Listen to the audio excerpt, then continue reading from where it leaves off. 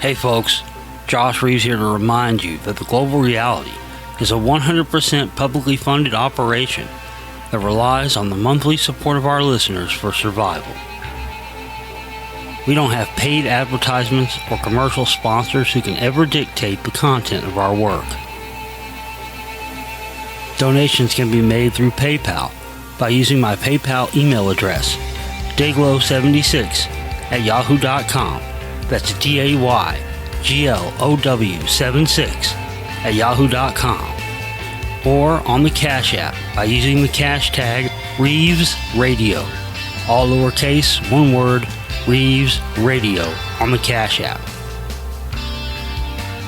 You can also purchase all of my work in my download store with all the films, audiobooks, and presentations I have made. And purchasing these items also helps us survive. You can also purchase a membership for the show and access years of archived shows. Support true grassroots media and activism, not beholden to commercial sponsors. We can't survive without you, so show your support today.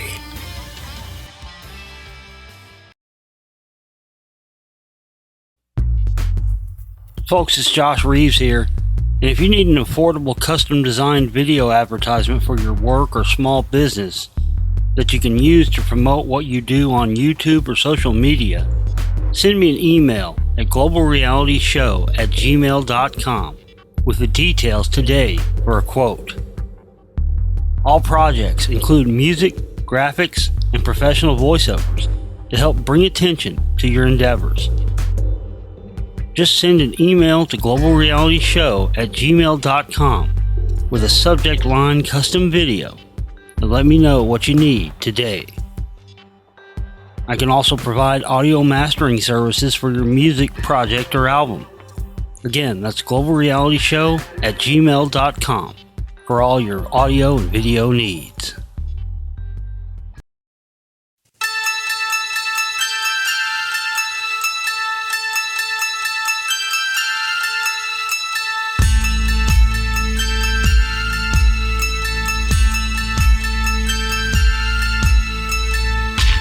Since 2007, one man has dared to expose the sinister power players on all sides of the phony political spectrum. Armed with over 30 years of research knowledge of the paranormal, government conspiracies, geopolitics, secret and ancient societies, the esoteric arts, and much more. One man's quest for knowledge has become a mission for the enlightenment of all people. Broadcasting from the conspiracy ground zero of Dallas, Texas, this is The Global Reality with your host, Josh Reeves.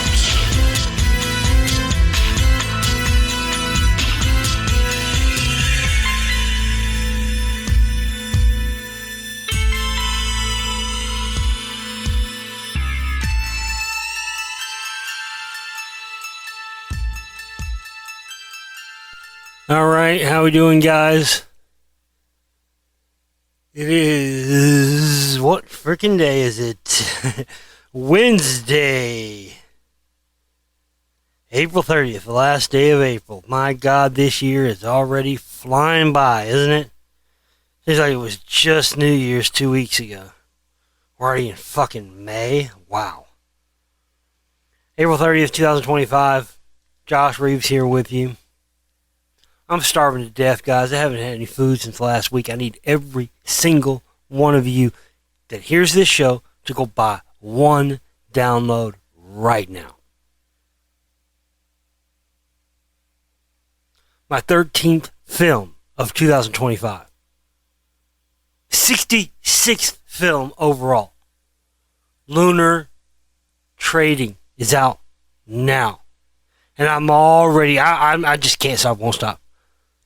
Listen, once you've almost died twice from heart failure and been in the hospital like I have, it really makes you very aware of the ticking clock, okay? So I'm just not going to stop. I'm just not going to stop. I was put here on this earth to do what I do. And I'm going to make haste while the sun is still shining, because the sun is still shining, but who knows how long that's going to be. You know what I mean? Eventually this heart failure is going to come and get me and take me, and that's going to be it. I've dodged a bullet on it twice. And so, I mean, I just don't have time. I mean, we only sold like 4 copies of Lunar Trading so far. It'll sell more. It's the first of the month. I understand people are paying rent and stuff. I get that. It'll sell some more once we get past the first and all that. But that I used to do that. The early days of making films, I would put out a film. I remember when I spent, I don't remember how much I spent, $85,000 or something, making the first Lost Secrets of Ancient America film, which is almost 4 hours long. And I put it out, and I don't know what I was thinking. I was just naive. I didn't know, but I didn't have much experience. I mean, you got to remember, that was only my 4th film. So I put it out, and I expected it to be like, blowing up, sound like hotcakes instantly, and it wasn't. And I remember I was just like, oh my God, this is it for me. I'm done. You remember this is 2013. I only started in 2007. But then I went on Coast to Coast AM, made my first appearance ever on Coast to Coast AM in 2013. And I sold, I don't even remember. It's a couple 100,000. Something like that. Yeah. Yeah. I don't know. And then I took all that money and I sunk it into Lost Secrets of Ancient America Volume 2. And it tanked. Yeah. But it's interesting. I saw a podcast recently. And it had Jason Alexander was the guest. Jason Alexander was the guy that played, what was his name? George Costanza on Seinfeld, remember? Well, I met him back in the year 2000 at a screening for his film, the first film he directed called Just Looking here in Dallas. And he was there. And he had a Q&A thing afterwards, and I raised my hand and asked a question. He picked me. And I asked him, I said, what advice, Jason, would you give to a, aspiring young filmmaker? I was, 24 at the time. And he said, he predicted YouTube, man. When he answered my question, this is 2000. YouTube didn't come about 2006, but he told me, he said, just make a film. Doesn't matter what it's about. Doesn't matter if you know what you're doing or you don't. Doesn't matter if you have any money. Just make a film and put it out. And if you find that you enjoy the process, make another one. And just keep it. And eventually, you're going to have a global audience with the internet. And you're going to be able to just put your stuff out, and people around the world can see it instantaneously. I never even thought that was a possibility until he said it to me. He said, so yeah, he's like, what do you want to make a film about? I was like, I don't know, I want to make documentaries. He's like, well, just make one about any subject. Doesn't matter. Don't worry about if you have any money. Don't worry about if it sells. Just make it and put it out. And if you like it, keep doing it. And you know what? This is the best advice I've ever gotten. Really was. It's hilarious, though, when you look at who really fostered my early filmmaking career. Jason Alexander, George Costanza, and Alex Jones. You can't fucking make it up. Oh, it's true, though. I mean, Jason Alexander, George Costanza was the guy that convinced me I could make films. And Alex Jones, I won his Push the Truth contest in 2007. He had a contest where you made a 9/11 truth action video, and you had to include the InfoWars logo in there somewhere, all right? So I'd had all this footage I had been shooting at our 9/11 truth actions in Dealey Plaza and other places here in Dallas. So I just took all this footage that I had and cut it all together. But then the only thing I needed something to get the InfoWars logo in there. So we're in Dealey Plaza. We're doing our usual handing out 9/11 Truth DVDs and stuff.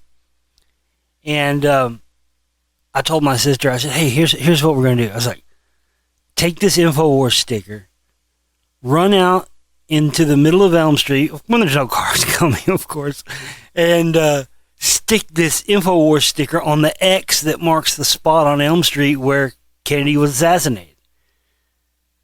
And my sister goes, okay. And so she ran out there and did it. And I filmed her going out there and sticking it in and zoomed in on the... You used to watch this video. It's the very first video on my YouTube channel. And zooming into the InfoWars logo, and it cuts to a scene of us doing a march in Dallas screaming 9/11 was an inside job. And it won! It won! I won the Alex Jones Push the Truth contest in 2007. This was shortly before I started my show and made my first film. And then I won $1,000 and a big box of junk from Alex Jones that I ended up burning in a burn barrel later, filming and putting on YouTube. And then people got so mad I had to take it down. But, yeah. Oh, there was nothing more satisfying than cashing a fucking check with that fat fuck's name on it. I gotta tell you. It was beautiful. I took that $1,000 and I sunk it into my first film, 9/11 New World Rising. And I've been going ever since. It's my 18th year on air, 18th year making films. I just never really thought about it till the other day, and I went, wait a minute. The two people responsible for my filmmaking career is George Costanza and Alex Jones.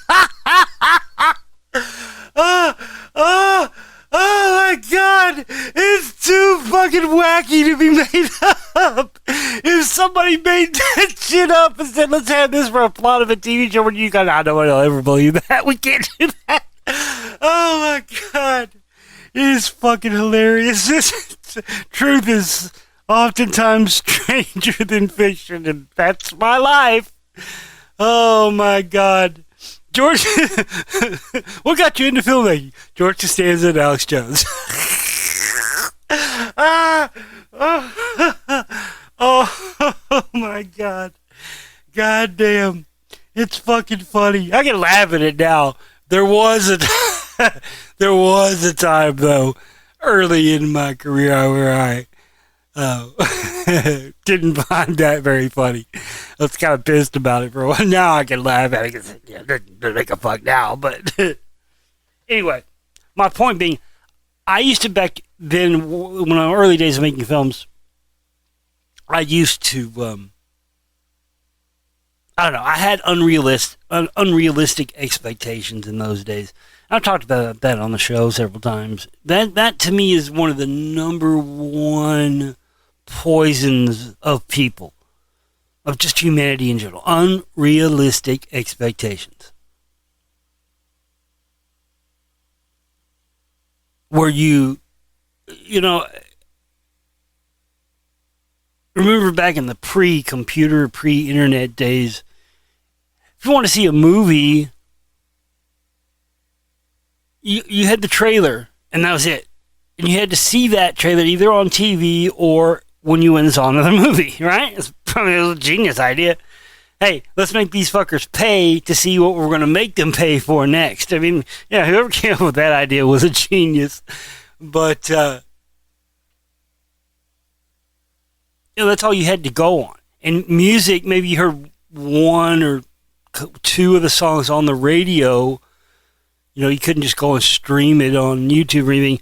Or maybe there were some CD stores back in the day that had these, like, listening stations where you could go and listen to something before you buy it. Sometimes they would have, demo copies of the album or whatever. But that was it, And so oftentimes people would have an unrealistic expectation about an album, and then they'd put it on and they wouldn't like it. Well, it doesn't mean the album wasn't good. It's just that you had unrealistic expectations, and when you heard the actual thing or saw the actual thing and it didn't match up with the thing that you had in your mind, you automatically dismiss it. I've done that plenty of times. Albums, movies, tons of shit. But that really is the number one poison of people, is unrealistic expectations. Think about it and try to apply it to your life. And just remember not to have expectations about anything. If you're going to a party, don't have expectations of what it's going to be, because it'll ultimately let you down. Oh, that party sucked. Because it just nothing can ever match what you build it up to be. It doesn't matter what it is in your mind. I've been subjected to that, and I get it because I've done it to stuff myself. So I don't get mad at people. It happens with me. I mean, just anything you do creatively, it doesn't matter who you are, how good you are, how great you are. It doesn't matter if you sell 50 million albums. You're gonna meet with that. You know what I mean? It happens a lot with bands where, maybe you liked their first album and then they came up with their second album and it didn't sound like a complete do-over of the first album. They tried to do something different, and then you don't like it because it didn't match in your mind what you had built it up to be. It was that way with Star Wars, I remember the last time I think it happened to me was when that Sopranos prequel movie came out, Many Saints of Newark. And I was like, what the fuck is this? Why is the protagonist black people? This is a show about, that's nothing against black people. It just didn't make sense. It just seemed like a woke bullshit move to me. Sopranos is a movie about an Italian mafia family. Why would you make or seem to make the black people be the good guy or whatever? It just was weird. It just didn't match in my head, And I watched it again recently. I went, all right, It's not as bad as I thought it was the first time I saw it. I just had the unrealistic expectation, as most did everybody, something we were going to get something that actually had something to do with The Sopranos, and it really only loosely did, Why do I say that? Why do I bring that up? Well, because my point was that I don't set unrealistic expectations for my movies anymore. I just make them, put them out, and I don't worry about what they saw. I'm already on to the next one before most people even bought the one I just made. That's just where I'm at these days. I'm just more comfortable swimming. It's to the point where coming up this Saturday is the 2-year anniversary of my cat Hank passing away, and it really did a number on me. It really, truly, actually broke my heart. I think it's what, truth be told, I think it's mine what put me in the emergency room the second time. I think I truly, actually, really had a broken heart. I had that cat for 17 years, from the night he was born to the night he passed. I've just never had anything. I never spent 17 years with my own parents. You know what I mean? It was a big deal for me. But it really sparked this can't stop, won't stop mentality that I have now, where I just start, because it was very healing for me around that time, because it got my mind off what I was in pain over and all that. So I just started, working more. And then when I went to the emergency room this past November for the second time and narrowly avoided death for the second time, it was already fired up before I even went in the hospital. I saw 32 films last year. But it reignited the already well-lit flame in me to make haste while the sun is shining. Tomorrow isn't promised to any of us. And you are so lucky, no matter how much you have to struggle, Josh, you're so lucky, because most people don't, to have found what you were put on this planet to do. So you have a responsibility, if for no other reason, to not stop. Because most people don't find what they were put on this earth to do. They just don't. And it's sad. But you did, and you were lucky enough to find it, so you can't not do it. So, yeah, I mean, like I said, when my electricity was out week before last, I wrote the next 4 films. 2 of them are out right now. And if I'm making shorter films, that's okay too, because it's acceptable to make short films, because people have been making short films since the beginning of film. So, there you go. So the two newest ones I have out right now, put out 2 in the last week. Geez, how many did I put out in the month of April alone? 4? 5? I have to go look. I can't remember. That might be a record for me. I don't know that I've ever put out 4 or maybe even 5 in 1 month. I think I put out 5 this month. 4 or 5. Either way. Anyway, I'm just not worrying anymore about are people buying this and are people going to buy it? Because what's going to happen, I'm really making this, in a way, I'm making this stuff not just for now, but for later. Because eventually the tide's going to turn for me. And somebody, in a position of changing my life is going to see my output and go, wow, And listen, those fucks have tried to get me to sell out, and I shot them the bird, I'm not ever going to sell out. I'll struggle before I'll sell out.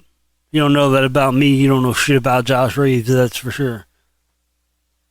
Anyway, yeah. So the next one's already written, and I'll be putting that together and getting that out shortly. Our goal this week is to raise $50.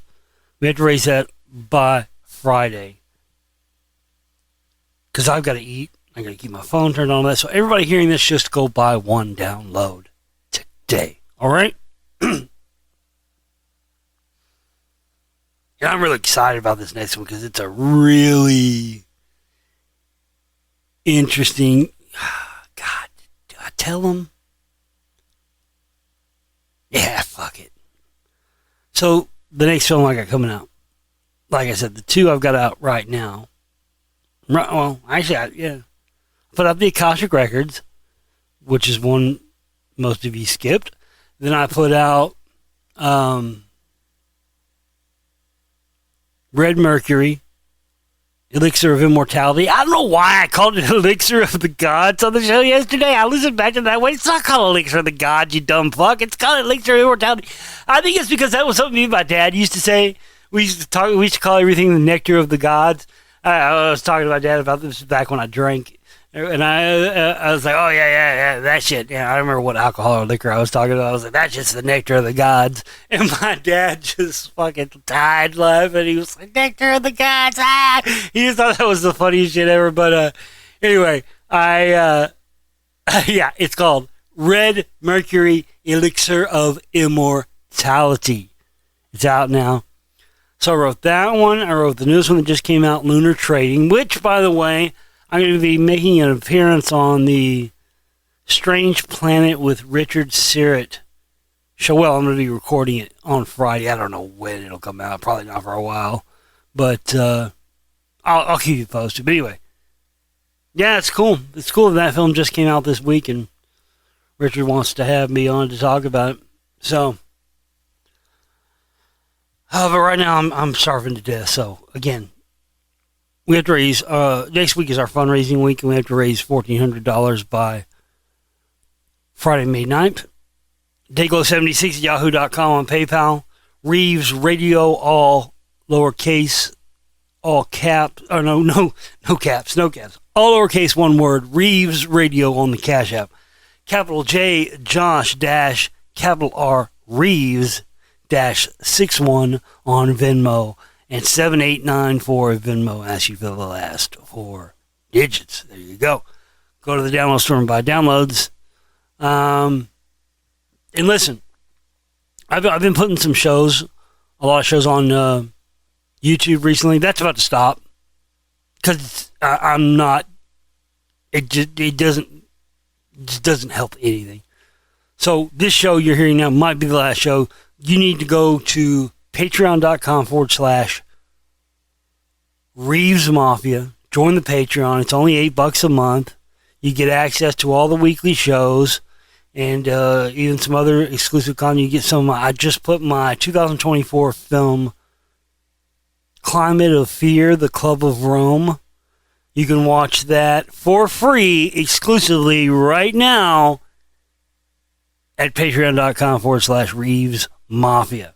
So go get yourself a membership to the Patreon so you can get all the weekly shows there on Patreon, because I will not be putting any more reruns on YouTube. Okay?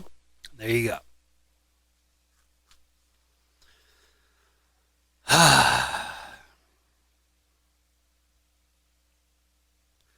Got a couple of listener questions. Then we'll get into some news. Josh, I heard you talking about hip-hop on the show recently. What current or new hip-hop artists do you listen to? That's a great question. And the honest answer is not much. It's all pretty much crap these days. Yeah, so if and when I do listen to hip-hop anymore, it's generally the older stuff, especially stuff from the 90s, Ghetto Boys, Wu-Tang, stuff like that. However, there is one, because I'm just not going to be a fucking, I don't get into the Kendricks or the fucking Drakes or any of that bullshit, so there is one. And ironically enough, he's actually from Dallas. Yeah, young guy, 26. He's only 26, but this guy's like 450 fucking pounds, huge, big old fat guy. He's called Big X the Plug. THA Plug. Big X the Plug. And I just like him because he doesn't sound like he's trying to be like a Drake or a, Kendrick Lamar or something.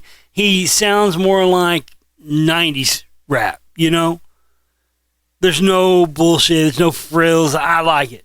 He's just a big old fucking gigantic fat dude that takes his shirt off like Bert Kreischer and lets his fat rolls hang out. He's got a 214.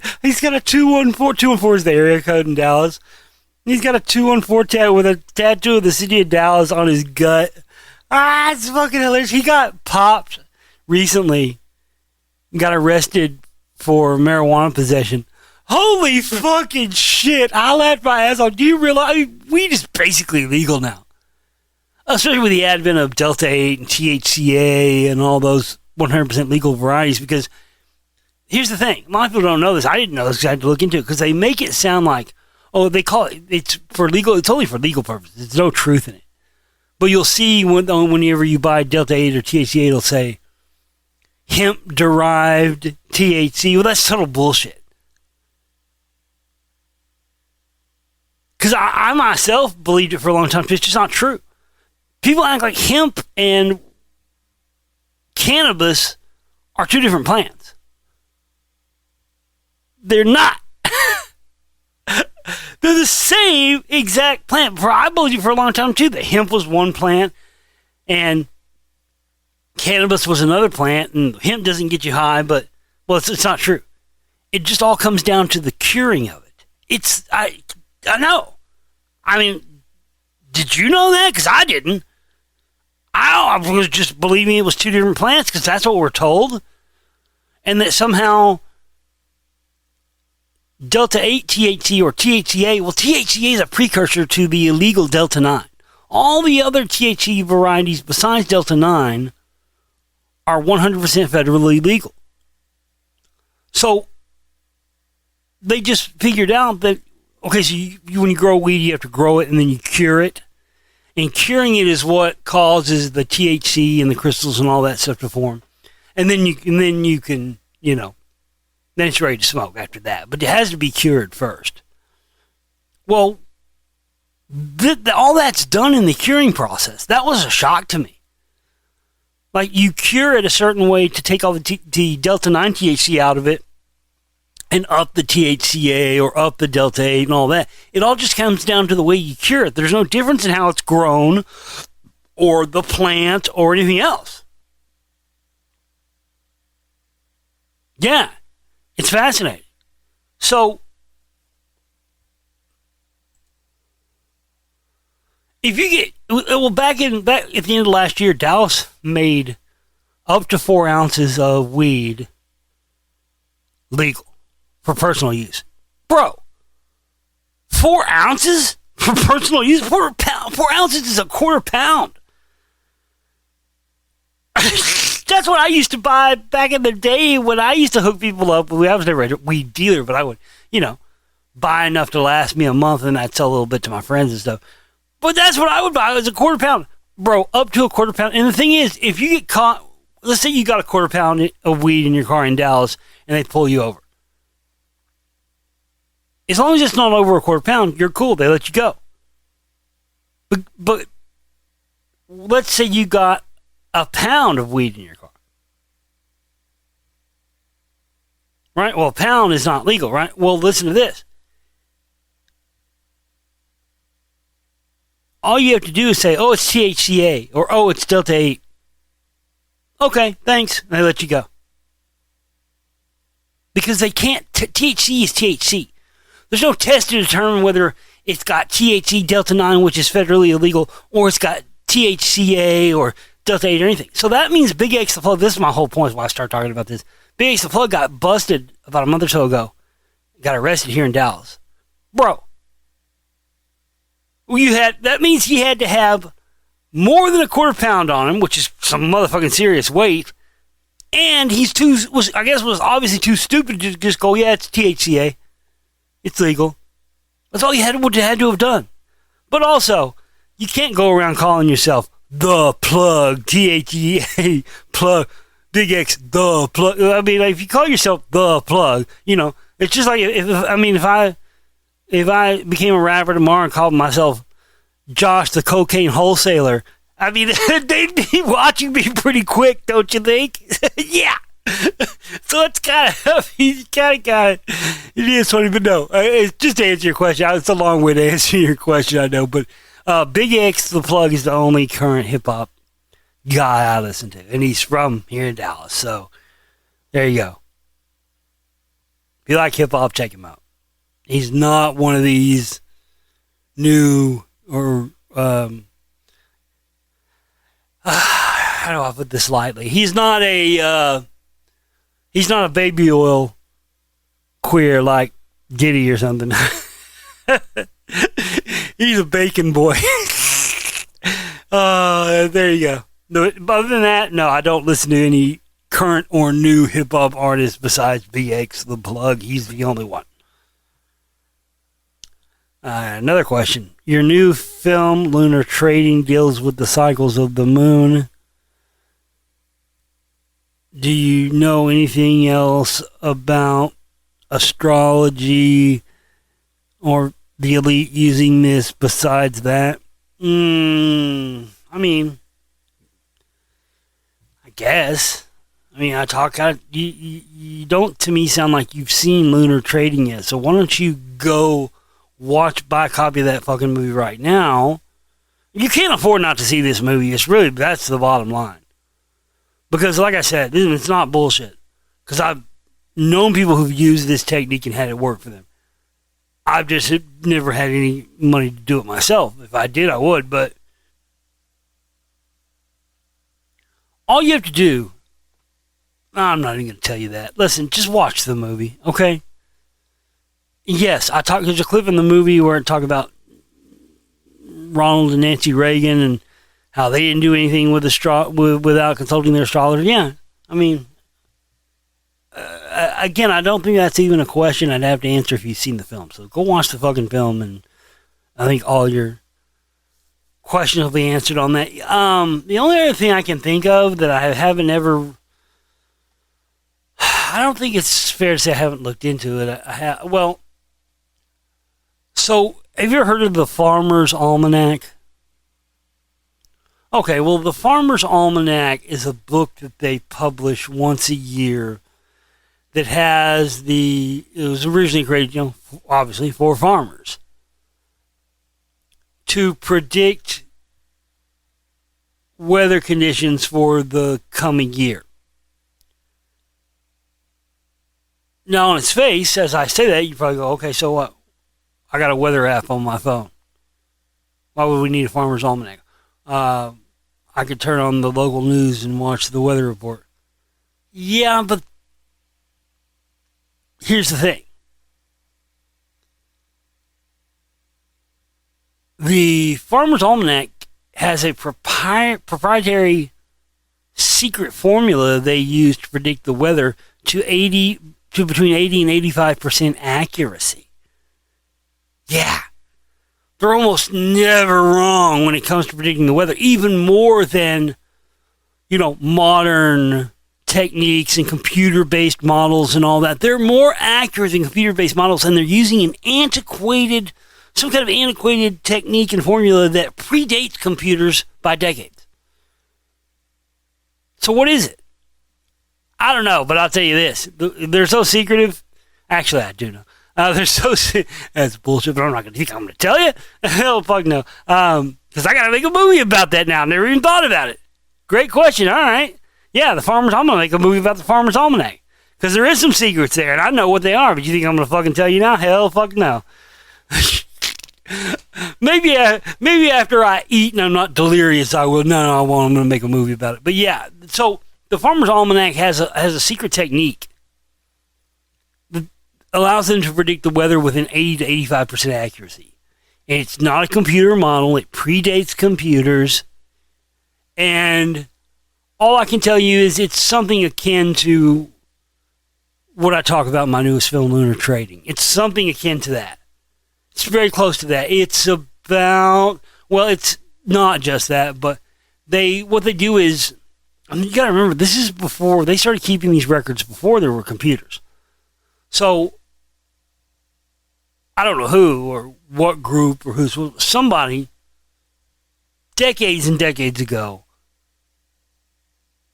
before the modern era, started keeping records of yearly rainfall totals, thunderstorms, so like all this, the temperature. And so the Farmer's Almanac goes and looks back on that specific date on previous years. I'm not sure how, I don't know what the metric is, how many years they go back. But it's something where they look at like, okay, let's look at what they pull out the records and they go, okay, let's see what the weather was like on April 30th every year for the last 100 years. And so they look at what the weather was like on April 30th, and there's variations, there's change, it's not always the same, but they look for patterns in that, and they also look to see what certain alignments and stuff like that, and that's all I'll tell you. And then they base their weather predictions on that, and it's so scarily accurate, it's even more accurate than current computer models. Yeah. Anyway, hey, there it is again. Just like somebody asked me a question, you got any financial tips, Josh? And I was telling them about the lunar trading. How come I got the ultimate response I always get when somebody asks me a question? How come you've never made a movie about that? Well, like I was saying, I've forgotten more than you'll ever know. I never thought about it. So when somebody said, why hadn't you made a movie about that, with the lunar trading thing? I went, you know what? I'm going to. Same thing with this. I've never thought to make a film about the Farmer's Almanac. Now that you asked me that question, I'm going to. But I had to put out my next film first, which is going to be the first film I've ever made really on biblical subjects. It's going to be fantastic. I'm excited about this one. I was going to tell you what the subject is, but I don't want to. I'm going to wait. I'm just going to put it out and you'll know what the subject is when I come out. I have really enjoyed this little most recent run, though, because I'm no longer thinking about filmmaking in terms of the way I used to think about it. And I've always made the films I've wanted to make, that's for sure, but I also have just kind of moved so far away from that now I'm only making films that I want to make. And I'm so much happier for it. I really am.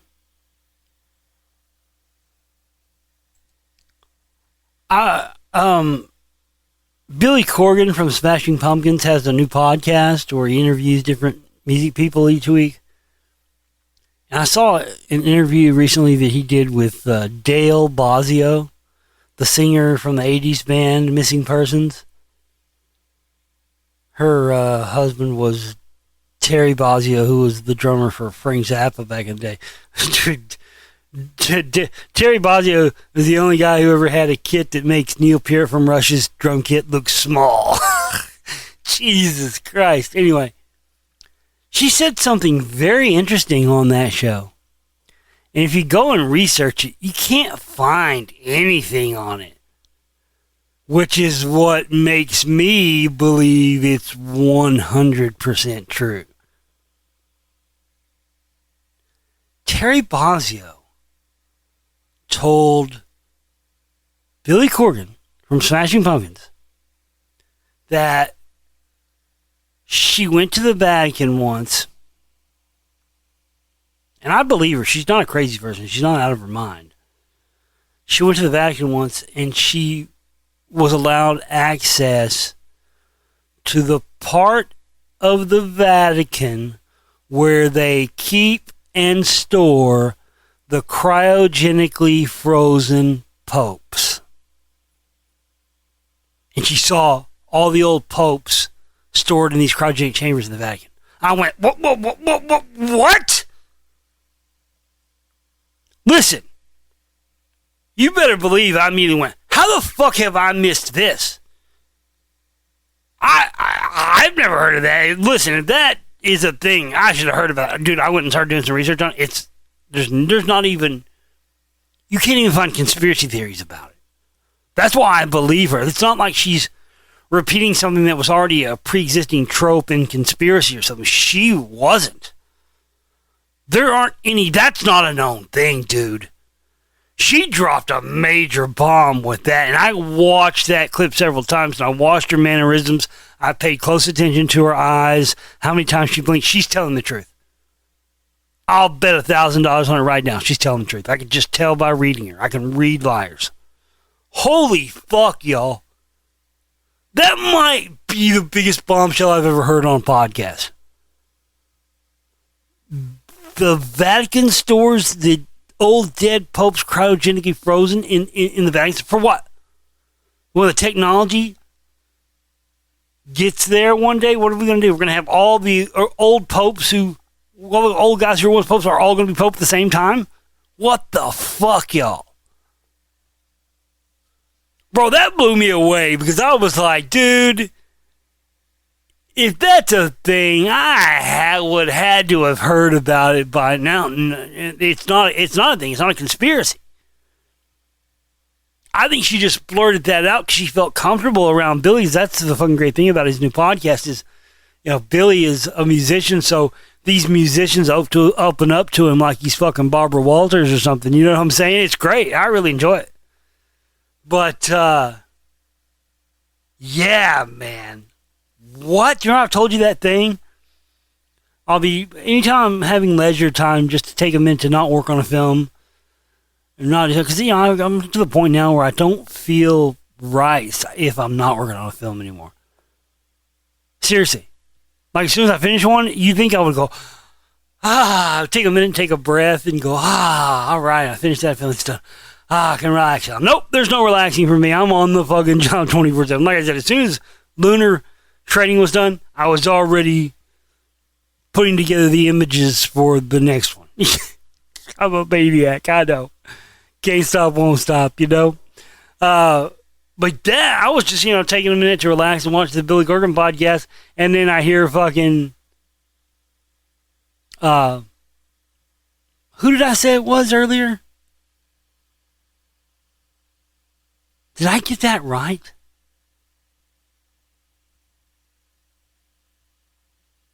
Oh shit, I may have fucked up. I may have to go back and double check that. I'm pretty sure it was Dale Bozzio from Missing Persons, but I watched him also interview Moon Unit Zappa right after that. I don't think it was Moon Unit Zappa. Maybe it was. I don't remember. I'm pretty sure it was Dale Bozzio of Missing Persons. I'm going to have to go back and double check. It was either Dale Bozzio from Missing Persons, who I believe that's who it was, but a part of me says it also might have been Moon Unit Zappa. I don't think it was, but anyway, I'll go check. Either way, that's new info I've never heard. And when I went and looked just to see, okay, maybe there's YouTube videos about it and I've never seen, or maybe there's an old website somewhere. There's not. This is nothing anybody's ever known. Wow. That's fucking crazy. Again, the point being, that just goes. I've told you about this a million times. Anytime that I'm just taking a minute to relax and chill and not work on a film or think about this info or something, some new piece gets dropped on me that sets my fucking brain on fire. It makes me go, what? And that was for sure one of those. Holy fucking shit.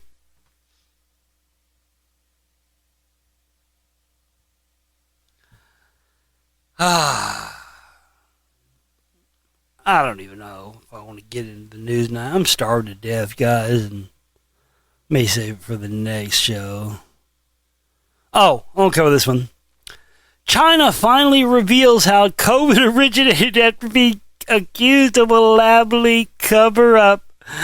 This is fucking hilarious. Ain't nobody believing this shit. Okay, so where have y'all been for the last 5 years with this info? So let me get this straight. Y'all coming out with this info now, right after Trump's tariffs go into effect? Okay. Yeah, this is, so I don't know. Take this with a grain of salt. My research pointed me to the, I can't remember the name of the facility now. A facility in England where they test bioweapons, where they did MK Ultra acid tests. One of my Spellcasters films. I can't remember which one, 4 or 5, maybe, I don't know. Beijing has sensationally claimed that America, not China, is to blame for the COVID-19 pandemic. Well, it wouldn't surprise me, but again, why y'all just now coming out with this? Why didn't y'all come out with this in 2020 or 2021? Y'all wait to come out with this after Trump's tariffs go into effect? Okay. You know what I mean? Just stinks of that to me. In a white paper released, and also it's a conspiracy that clears China and places all the blame on America right after Trump's tariffs kick in. Okay. Yeah. We're just all that stupid, right? In a white paper released Wednesday, China's State Council Information Office. Oh my God. If that doesn't sound like the Ministry of Truth, I don't know what is. China's State Council Information Office suggested the virus that killed 1.2 million Americans and at least 7 million people worldwide may have originated in the United States. Oh, really? The document appears to be a direct rebuttal to renewed attacks from the Trump campaign, which has doubled down on claims. Why are you still calling it the Trump campaign? He's president. Why would you call it the campaign? You call it a campaign before an election takes place, not after. You dumb fucks. This was probably written by AI.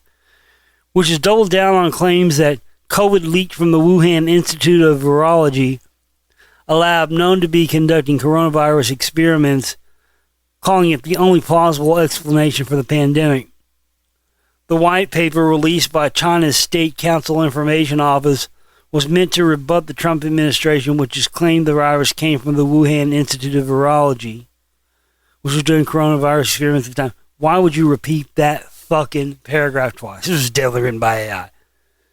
In the report, Chinese officials wrote, the U.S. government, instead of facing squarely its failure to respond to COVID-19 and reflecting on its shortcomings, has tried to shift the blame and divert people's attention by shamelessly politicizing SARS-CoV-2 origins, tracing a thorough, in-depth investigation of Chinese government investigating anything, and the conclusion not pointing back to the Chinese government is hilarious.